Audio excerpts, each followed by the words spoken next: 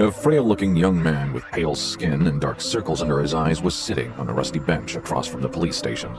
He was cradling a cup of coffee in his hands, not the cheap synthetic-type slum rats like him had access to, but the real deal. This cup of plain-based coffee, usually available only to higher-ranked citizens, had cost most of his savings. But on this particular day, Sonny decided to pamper himself. After all, his life was coming to an end. Enjoying the warmth of the luxurious drink, he raised the cup and savored the aroma. Then, tentatively, he took a small sip and immediately grimaced. Ah, so bitter! Giving the cup of coffee an intense look, Sonny sighed and forced himself to drink some more. Bitter or not, he was determined to get his money's worth. Taste buds be damned. I should have bought a piece of real meat instead. Who knew actual coffee is so disgusting? Well, it's going to keep me awake at least. He stared into the distance, dozing off, and then slapping himself in the face to wake up. What a ripoff! Shaking his head and cursing, Sonny finished the coffee and stood up. Rich people living in this part of the city were rushing past the small park on their way to work, staring at him with strange expressions. Looking haggard in his cheap clothes and from the lack of sleep, unhealthily thin and pale, Sonny was indeed out of his place here. Also, everyone seemed so tall. Watching them with a bit of envy, he tossed the cup into a garbage bin. I guess that's what 3 full meals a day would do to you. The cup missed the bin by a wide margin and fell on the ground. Sonny rolled his eyes in exasperation, walked over, and picked it up before carefully putting it in the trash. Then, with a slight grin, he crossed the street and entered the police station. Inside, a tired-looking officer gave him a quick glance and frowned with obvious distaste. "Are you lost, boy?" Sonny looked around with curiosity, noting reinforced armor plates on the walls and poorly hidden turret nests in the ceiling. The officer, too, looked scruffy and mean. At least police stations remain the same wherever you go. "Hey, I'm talking to you!" Sonny cleared his throat. No.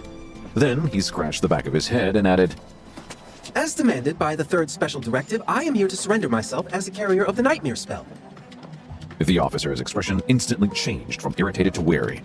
He looked the young man over once again, this time with piercing intensity. "Are you sure you're infected? When did you start showing symptoms?" Sonny shrugged. A week ago?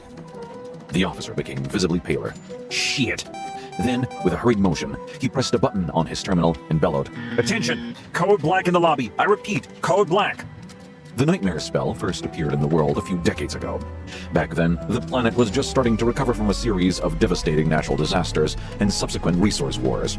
At first, the emergence of a new disease that caused millions of people to complain about constant fatigue and sleepiness did not attract a lot of attention. But when they started to fall into an unnatural slumber, with no sign of waking up even days later, governments finally panicked. Of course, by then it was already too late. Not that an early response could have made any difference. When the infected started dying in their sleep, their dead bodies turning into monsters, no one was ready. Nightmare creatures quickly overwhelmed national militaries, plunging the world into complete chaos. No one knew what the spell was, what powers it possessed, and how to fight it. In the end, it was the Awakened, those who survived the first trials of the spell and came back alive, who put a stop to its rampage. Armed with miraculous abilities earned in their nightmares, they restored peace and created a semblance of a new order. Of course, it was only the first of the catastrophes brought upon by the spell.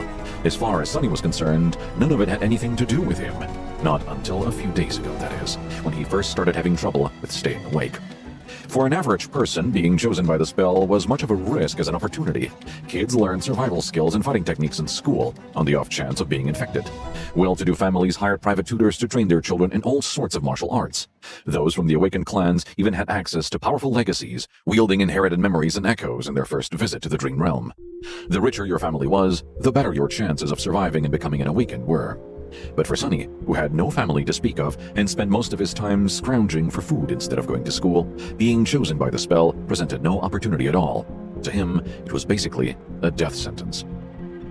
A few minutes later, Sonny was yawning while several policemen were busy putting him in restraints. Soon he was fastened into a bulky chair that looked like a weird mix between a hospital bed and a torture device.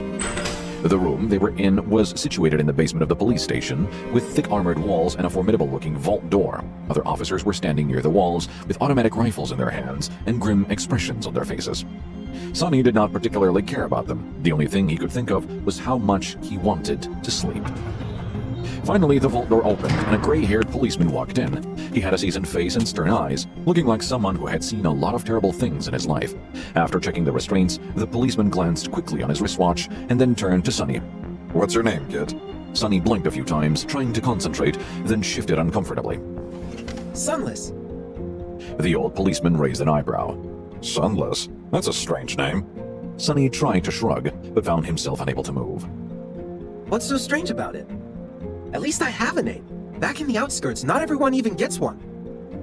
After another yawn, he added, It's because I was born during a solar eclipse. My mom had a poetic soul, you see. That's why he got this weird-ass name, and his little sister was called Rain, back when she still lived with him at least. Whether it was the result of poetic imagination or simple laziness, he did not know. The old policeman grunted. Do you want me to contact your family? Sunny simply shook his head. There's no one, don't bother. For a second, there was a dark look on the policeman's face. Then his expression turned serious. All right, Sunless. How long can you stay awake? The policeman sighed. Not long. Then we don't have time for the full procedure. Try to resist for as long as you can, and listen to me very carefully, okay? Not waiting for a response, he added, How much do you know about the nightmare spell? Sunny gave him a questioning look. As much as anyone, I guess? Who doesn't know about the spell? Not the fancy stuff you see in dramas and hear in the propaganda broadcasts. I mean, how much do you really know? That was a hard question to answer.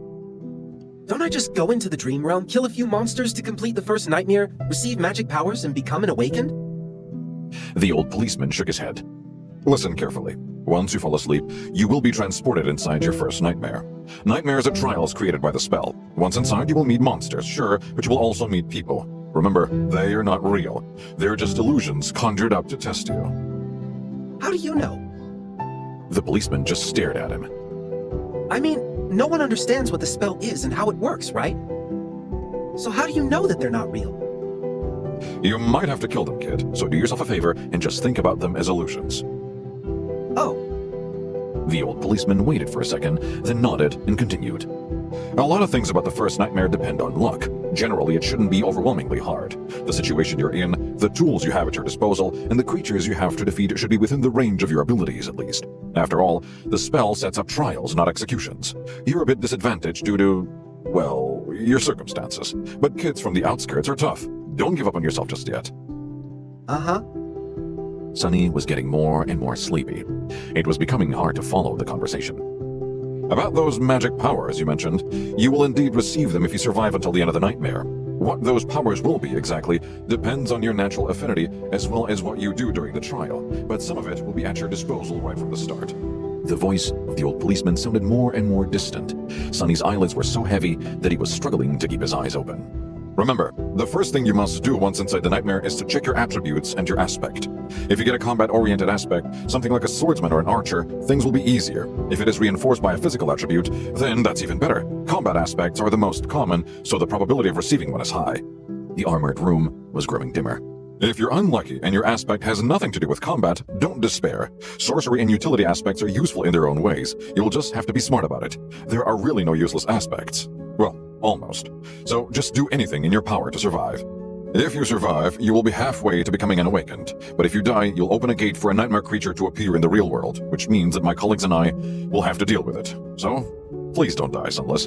Already half asleep, Sunny felt a bit touched by the policeman's words. Or, at least, try not to die right away. The nearest awakened won't be able to get here for a few hours, so we would really appreciate it if you don't make us fight that thing ourselves. What? With that last thought, Sunny finally slipped into a deep slumber. Everything became black. And then, in the darkness, a faintly familiar voice rang. Aspirant, welcome to the Nightmare Spell. Prepare for your first trial. Listen to radio drama now in Nova Beats app.